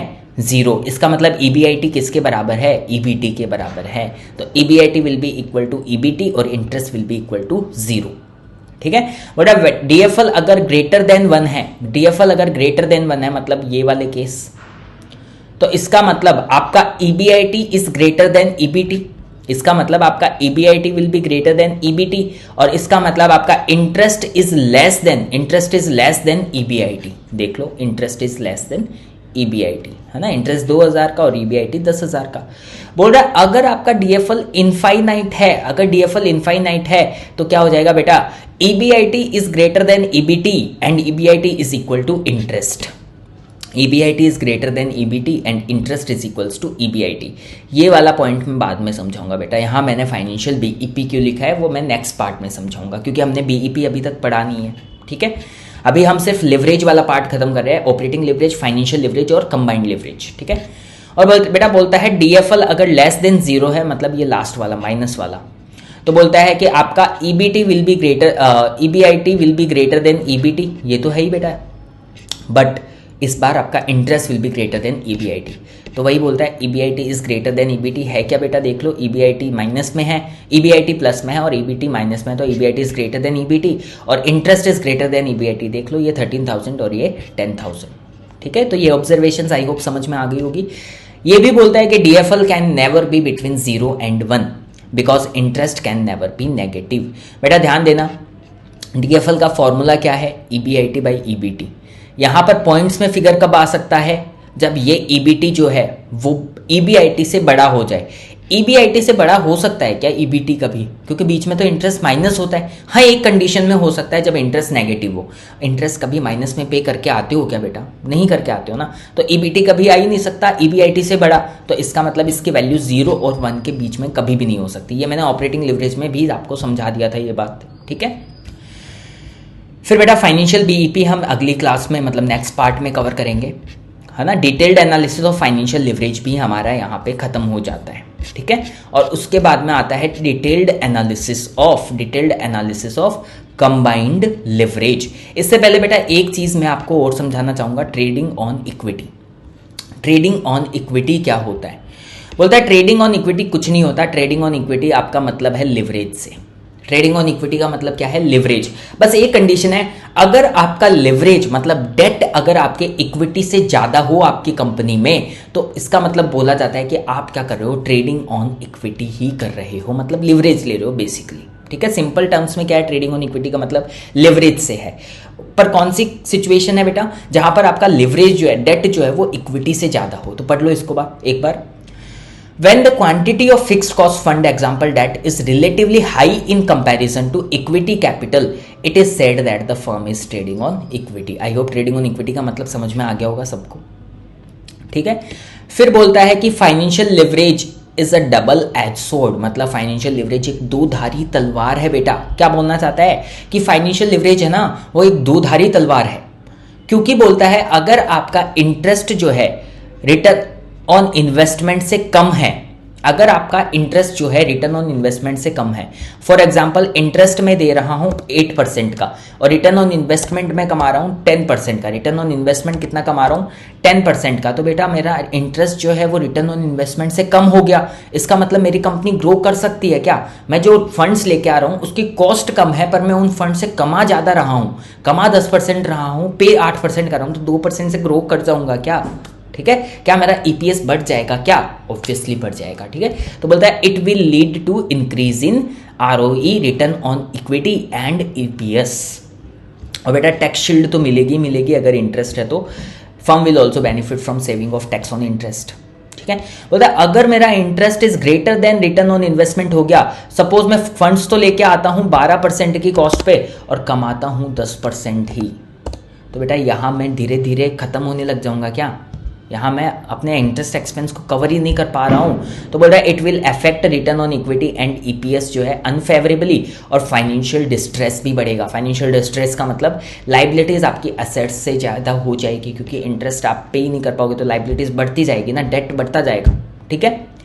तो बेटा बोलता है ये डबल एज सोर्ड है, आपको ध्यान रखना चाहिए, आपको फाइनेंशियल लिवरेज लेना चाहिए आपके रिटर्न ऑन इन्वेस्टमेंट को ध्यान रखते हुए, क्योंकि अगर ये इससे कम हो गया, अगर इंटरेस्ट जो है रिटर्न ऑन इन्वेस्टमेंट से कम है तब तो ठीक है, पर अगर रिटर्न ऑन इन्वेस्टमेंट से इंटरेस्ट अगर ज़्यादा हो गया ना, तो आप खत्म होते जाओगे धीरे धीरे। और बेटा दोनों ही केसेस में मुझे टैक्स शील्ड तो मिलनी ही मिलनी है, तो ये तो आपको पता ही होगा। चलो ये दो छोटे छोटे टॉपिक थे, ये मैंने बीच में कवर करवाने थे। अब बेटा आ जाओ वापस से detailed analysis of the combined leverage. हमने ऑपरेटिंग लिवरेज का डिटेल्ड एनालिसिस कर लिया, हमने फाइनेंशियल लिवरेक्स का डिटेल्ड एनालिसिस कर लिया, और अब हम करेंगे detailed analysis of the operating leverage. ये करने से पहले बेटा मैं नेक्स्ट पार्ट में क्या करवाने वाला हूँ आपको पता होगा, ब्रेक इवन पॉइंट और मार्जिन ऑफ सेफ्टी और बाकी की जो इलस्ट्रेशंस और प्रैक्टिकल क्वेश्चंस है वो मैं कवर करवाने वाला हूँ, ठीक है। इस पार्ट में हम ये लास्ट टॉपिक कर रहे हैं, detailed analysis of combined leverage. बोलता है DCL is a measure of combined risk. आपको पता है इन दोनों का कॉम्बिनेशन ही था, किस किस का बेटा, ऑपरेटिंग रिस्क और फाइनेंशियल रिस्क का। The tendency of EPS to change disproportionately to a change in sales is called as combined leverage. बोलता है जब सेल्स चेंज होगा तो ईपीएस जो है ना वो डिसप्रपोर्शनेटली चेंज होगा। आओ देख लेते हैं, आओ देख लेते हैं बेटा, सब एग्जाम्पल्स है आपके लिए, सब कुछ बनाया हुआ है बेटा, आप तो सिर्फ पढ़ो। बोला अगर सेल्स अगर 20% से चेंज हो रहा है ना तो ईपीएस 20% से चेंज नहीं हो रहा है, ईपीएस कितने से चेंज हो रहा है 46.67% से। तो क्या बेटा डिसप्रपोर्शनेटली चेंज हो रहा है क्या? यस, डिसप्रपोर्शनेटली चेंज हो रहा है। इसी चीज को क्या बोलते हैं? Combined leverage. अब इसका एनालिसिस करके दिया है कंबाइंड लिवरेज का, तो 4 सिचुएशंस यहाँ पे बनाई गई है, 4 सिचुएशंस यहाँ पे बनाई गई बेटा। बोल रहा है आपका डिग्री ऑफ ऑपरेटिंग लिवरेज भी लो है और डिग्री ऑफ फाइनेंशियल लिवरेज भी लो है। आपको पता है कंबाइंड लिवरेज का फॉर्मूला क्या होता है? DOL और मल्टीप्लाइड बाय DFL, यही होता है कंबाइंड लिवरेज का फॉर्मूला।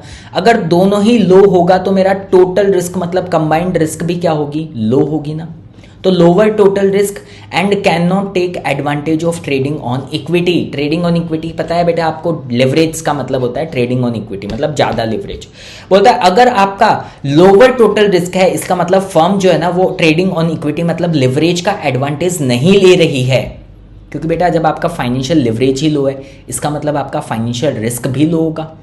अगर फाइनेंशियल लिवरेज ही लो है तो फाइनेंशियल रिस्क भी लो होगा।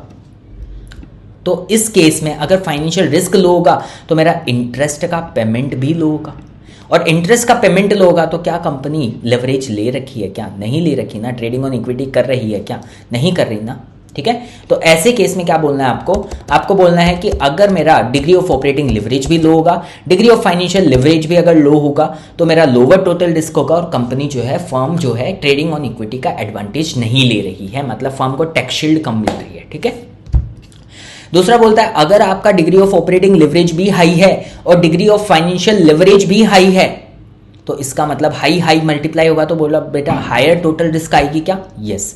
बोला ये बहुत ज्यादा रिस्की कॉम्बिनेशन है, क्योंकि यहां पर आपके फर्म के पेमेंट ना करने के चांसेस बढ़ जाते हैं बेटा, क्योंकि आपके फिक्स्ड कॉस्ट भी बहुत हाई हो जाएगी और आपका फिक्स जो लिवरेज वाला इंटरेस्ट वाला एक्सपेंस है वो भी बहुत ज्यादा हाई हो जाएगा। तो चांसेस है कि कंपनी वहां पे डिफॉल्ट कर दे और यहाँ पे क्या हो जाए, इसलिए इसको क्या बोला इन्होंने? बहुत ज्यादा रिस्की कॉम्बिनेशन बोला है। ठीक है, तीसरा बोलता है अगर आपका degree of operating leverage high है but degree of operating leverage, degree of financial leverage जो है ना वो लो है, तो बेटा हाई और लो को मल्टीप्लाई करोगे तो क्या आएगा? Moderate total risk. बोलता है इस केस में आपकी जो रिस्क है ना वो मॉडरेट टोटल रिस्क रहेगी, मॉडरेट कंबाइंड रिस्क रहेगी। बोलता है ये एक अच्छा कॉम्बिनेशन नहीं है, ये एक अच्छा कॉम्बिनेशन नहीं है, क्योंकि इसको समझना बेटा, अगर आपका degree of operating leverage high होगा, अगर आपका degree of operating leverage high होगा इसका मतलब आपका फिक्स्ड एक्सपेंसेस जो हैं, जो डेप्रिसिएशन है, जो मेंटेनेंस है, वो भी क्या होगा? हाई होगा, वो भी तो हाई होगा। अगर फिक्स्ड एक्सपेंसेस हाई होंगे तो आपका ईबीआईटी कम आएगा क्या? क्योंकि कंट्रीब्यूशन माइनस फिक्स्ड एक्सपेंस करते हो तभी तो ईबीआईटी आता है, तो ईबीआईटी कम आएगा। और अगर ईबीआईटी कम आएगा, ईबीआईटी कम हो जाएगा तो क्या मेरा capacity to take more debt जो है वो भी कम हो जाएगा क्या? ईबीआईटी से ज़्यादा तो मैं ले नहीं सकता, और अगर ईबीआईटी ही कम आ रहा है तो मेरा इंटरेस्ट भी मुझे कम ही लाना पड़ेगा। तो बेटा क्या ये अच्छा कॉम्बिनेशन है क्या, जहाँ पर मैं डेट ही नहीं ले पा रहा हूँ? नहीं है ना। तो बोल रहा है not a good combination, lower EBIT due to lower DOL, higher DOL and lower advantage of trading on equity due to low DFL. और अगर इंटरेस्ट कम होगा तो आपका डिग्री ऑफ फाइनेंशियल लिवरेज तो कम होना ही होना है।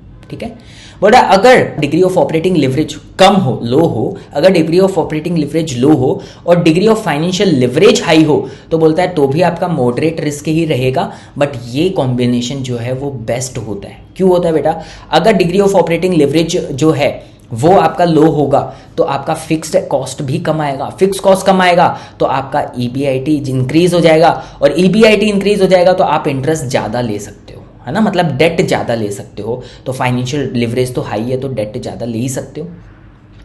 तो बोला higher financial risk by lower operating risk, higher financial risk क्योंकि इंटरेस्ट मतलब higher financial risk by lower operating risk मतलब फिक्स्ड एक्सपेंसेस।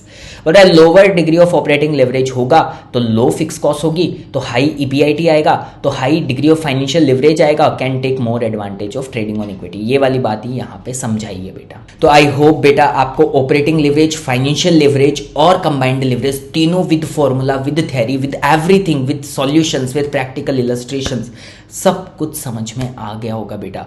इलस्ट्रेशन नंबर 3, 4 और 5, 3 इलस्ट्रेशन और है इसमें जो हम नेक्स्ट पार्ट में कवर करने वाले हैं, क्योंकि ये पार्ट ऑलरेडी हमारा अराउंड 1 आवर का हो चुका है, ठीक है। तो नेक्स्ट पार्ट में कवर करेंगे 3, 4 और 5, और उसके बाद में प्रैक्टिकल क्वेश्चंस और बीईपी और मार्जिन ऑफ सेफ्टी वाला टॉपिक भी हम यहाँ पे कवर करेंगे नेक्स्ट पार्ट्स में, ठीक है बेटा। अगर वीडियो अच्छी लगी हो तो लाइक ज़रूर कर देना, और ये नोट्स अगर आपको चाहिए तो टेलीग्राम चैनल मैंने आपको ऑलरेडी बता दिया है, डिस्क्रिप्शन बॉक्स में लिंक है, वहाँ से जाके आप डाउनलोड कर सकते हो, ठीक है।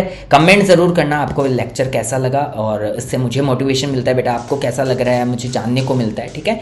तो वीडियो अच्छी लगी तो लाइक ज़रूर करना, चैनल को सब्सक्राइब कर लेना, अगर नहीं सब्सक्राइब किया है अभी तक बेल आइकन पे क्लिक ज़रूर कर लेना ताकि आने वाली वीडियोज़ के नोटिफिकेशन आपको मिलते रहे। Thank you so much for watching the video बेटा, will see you in the next video.